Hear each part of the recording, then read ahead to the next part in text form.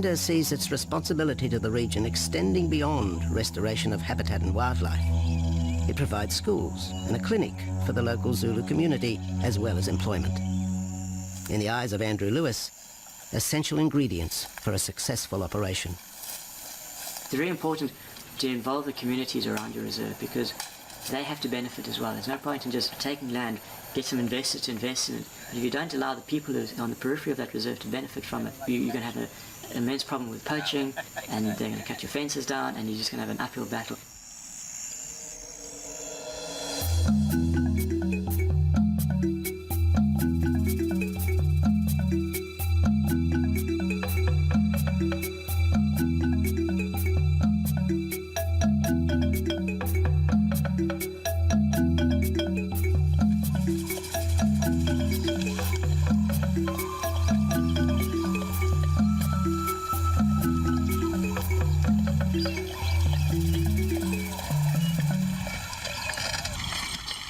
In 1992, the PINDA lions were among the first of the big 5 animals to be relocated to the reserve.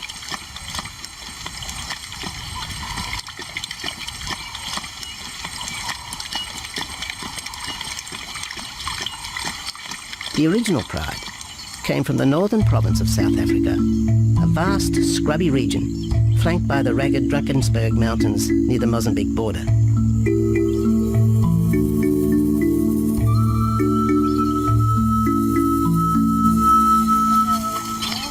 Peter Rogers helped round up PINDA's first pride, handling the lion's capture and subsequent move south. Today, he's head vet at the Hoedspruit Research and Breeding Centre for Endangered Species, overseeing its cheetah breeding program.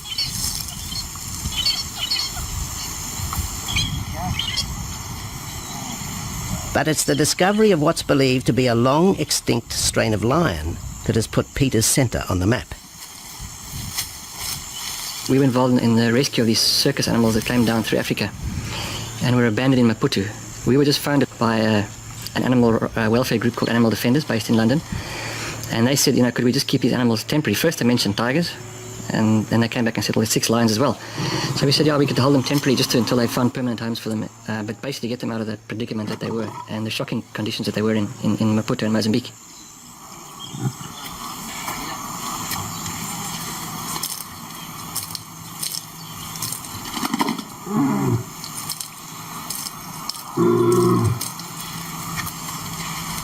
When the lions arrived at the breeding centre, their size, pale colouring and the male's thick black belly mane put them into the category of the Cape or Barbary lion, not seen in the wild since the early 1920s. A few still exist in captivity, and a male and female were brought to South Africa from an Italian zoo for breeding purposes. But attempts to mate Akef, the big male from the ill-fated Mozambique circus, with the Italian female are proving difficult.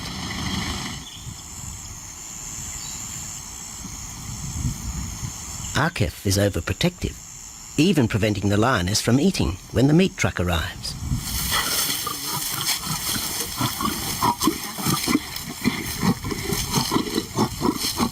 Finally, though, Sisi makes her breakthrough.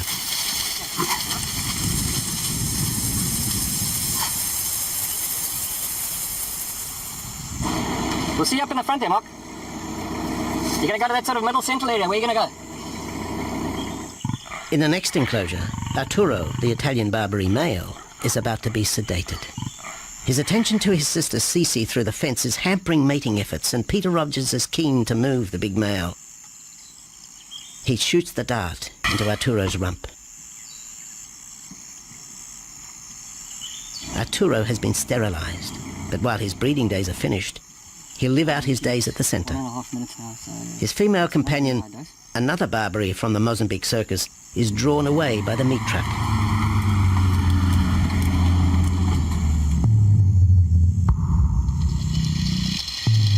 It's 20 minutes before the anaesthetic takes effect.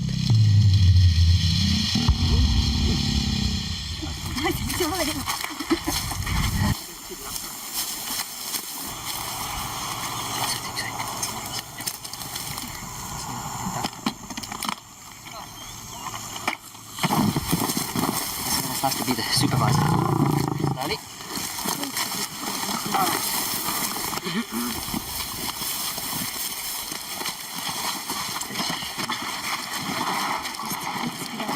need all your help at the bottom just to put him back into the cage, okay? One, two,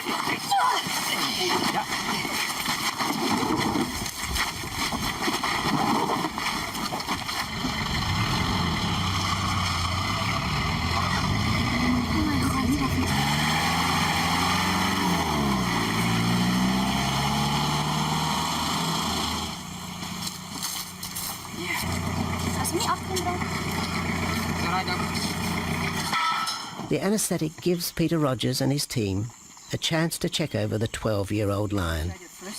He'll spend a few weeks in this cage before being returned to his enclosure for observation. I still want to inject him and everything, man.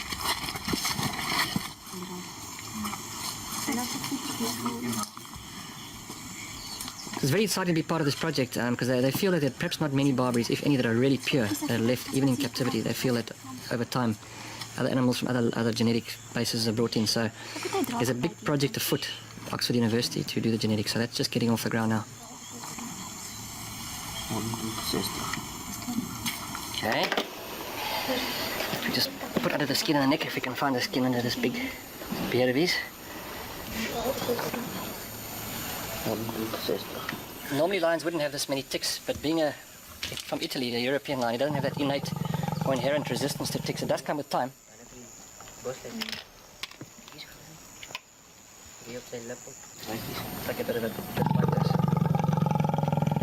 What we can do is we can put him in there and roll him over inside there. Immediate term now is to get these ones to breed. And we'll take it day by day from there and see how it goes. But the prime object initially was just to get these animals back into good health, and it's developed into something a lot bigger. It's a deadline.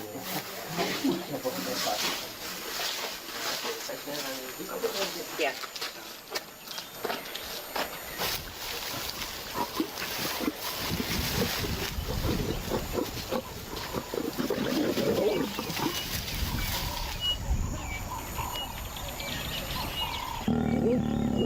While the breeding centre's lions are healthy, it's not the case a few kilometres away in the Kruger National Park, where TB has ravaged half the population.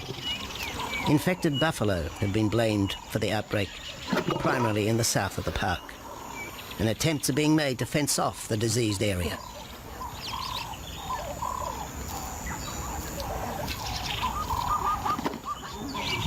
And the lions are preying on infected buffalo. Because it's an exotic disease, not an indigenous disease, the lions are totally naive and they've got no resistance to it. So it's a big problem. It's a very difficult decision to make as to what to do. It's a very topical and heated subject at the moment.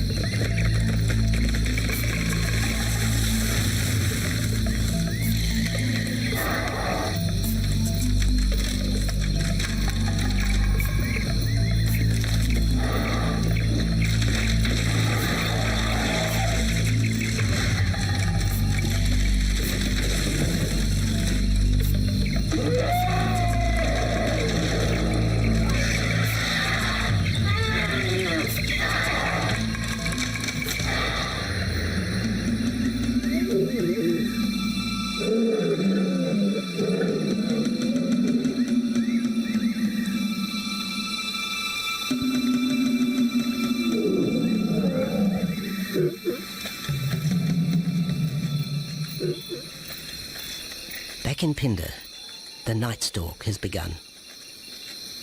Nabambo keeps her cubs close. They're hungry, but tonight only impala can be tracked down, a morsel for the lioness.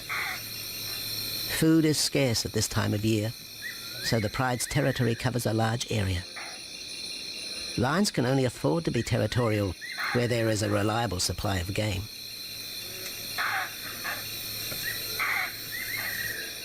Jabu wants to mate. He's been with his pride for nearly a year now. But Nabambo would prefer a larger group of males around her. Eventually, though, Jabu will have to join forces with other males to have a chance of keeping this pride. The big male is only 7 years old and a fine specimen, weighing in at just under 200 kilograms. For the moment, he's secure. Although tonight, Nabambo has hunting on her mind.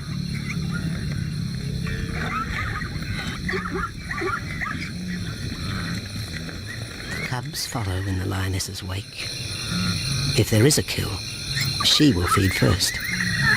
Often, weak cubs lose out to a hungry mother. High juvenile mortality rates are the result of lean times.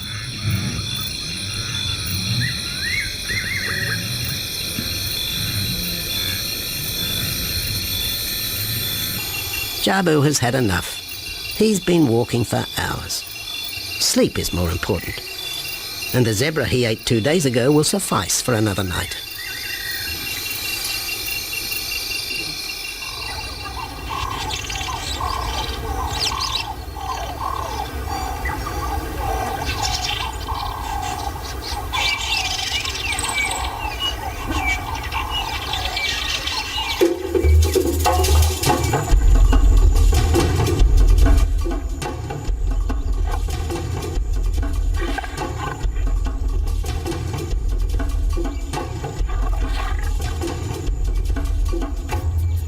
Nabambo has made a kill, a young Nyala buck. It's been 3 days since the pride has eaten, and this will provide meat for them all. But the lioness will eat first.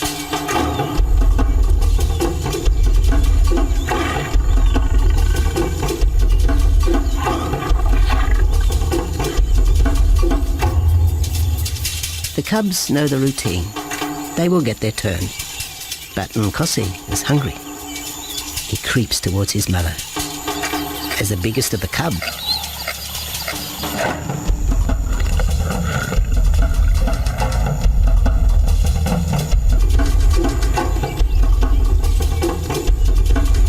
Nkosi watches. A lioness can eat more than 20 kilograms in a single sitting. This could be a long wait for the little cub. Nkosi approaches the kill cautiously. Sometimes a lioness will turn on her cubs. But today, Nabambo is pleased with her efforts.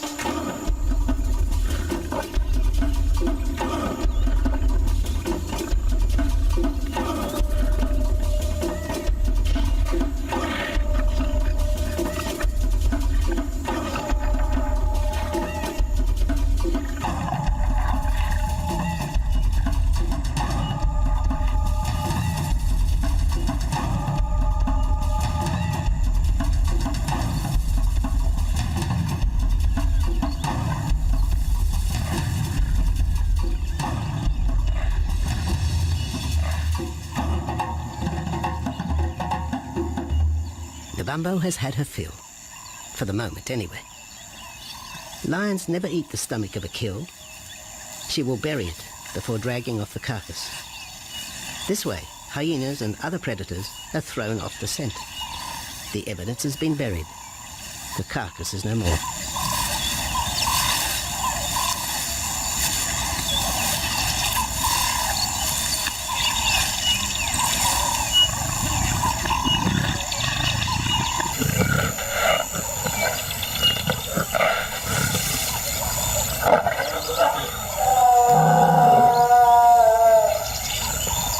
Nabambo's daughter hears the call. It is the second this morning. The first was the strangling cry of the Nyala as Nabambo broke the young buck's back. There was no struggle. The big lioness is a seasoned hunter.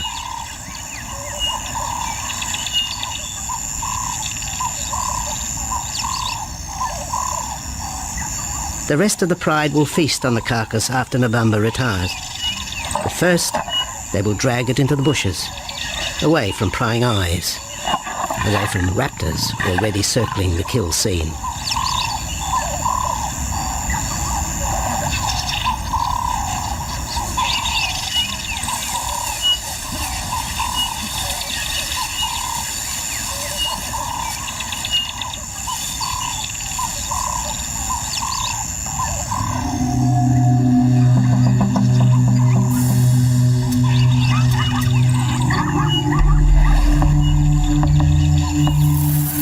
Kill has created a nervous edge.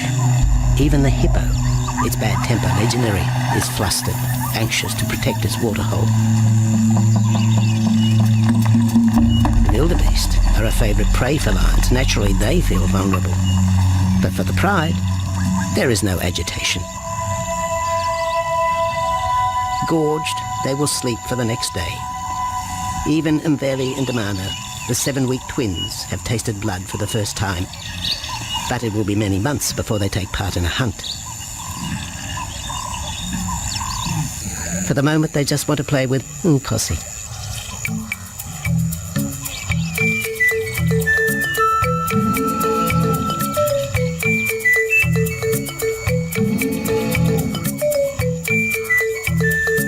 The older cub is beginning to take on the shaggy mane of the bigger males. Within 18 months, he will be hunting with them, competing for his own pride. In the meantime, though, he has to contend with his young siblings.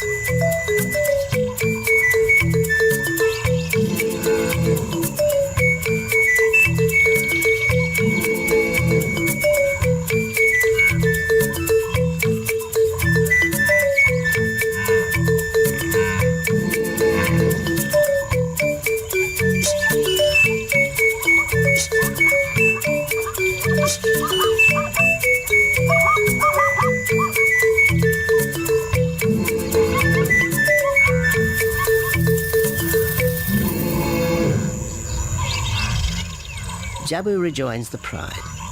He has missed out on the kill, but he didn't share his zebra with the rest of the pride the previous day.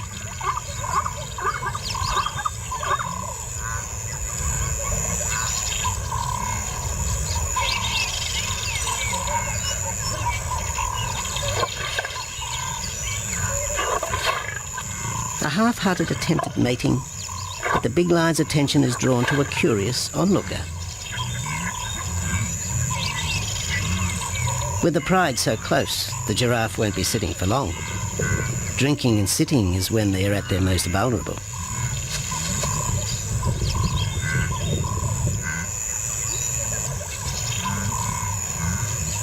Jabu keeps an eye on his group.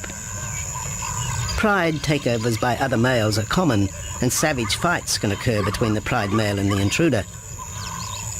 If a takeover is successful, the new male will usually kill all the suckling young of his former rival.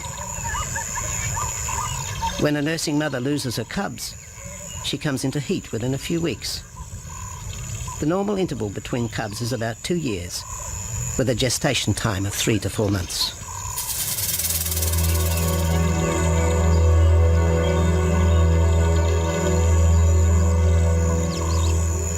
Jabu marks his territory, but it may soon be all in vain.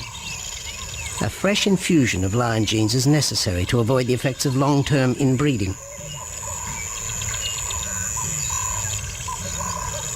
It's likely Jabu and his son Tembi will be swapped for males from another game reserve. This will broaden the bloodlines of future lions and avoid the genetic risks currently facing the pride at Phinda.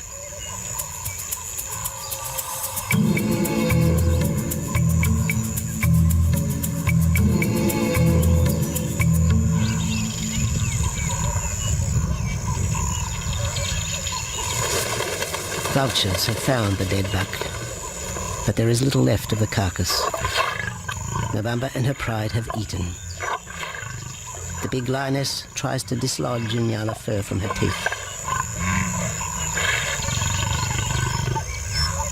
Tomorrow, the next day, there will be another kill. Nabamba's cubs will grow up strong.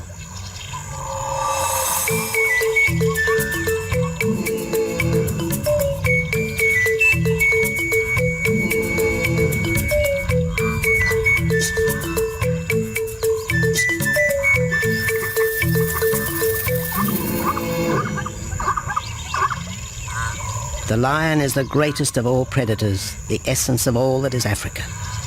And yet, there are fewer than 50,000 left in the wild. The future for the species lies in managed reserves such as Phinda. Here in Zululand, the lion roams free for the first time since the beginning of this century. At Phinda, the philosophy has always been simple.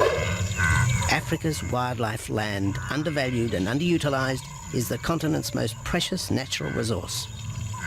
Focusing on the animals, their habitat and local communities is just the beginning of an African renaissance. Phinda is, after all, the Zulu word for return. Maybe, too, it's a chance for man to redeem himself just a little.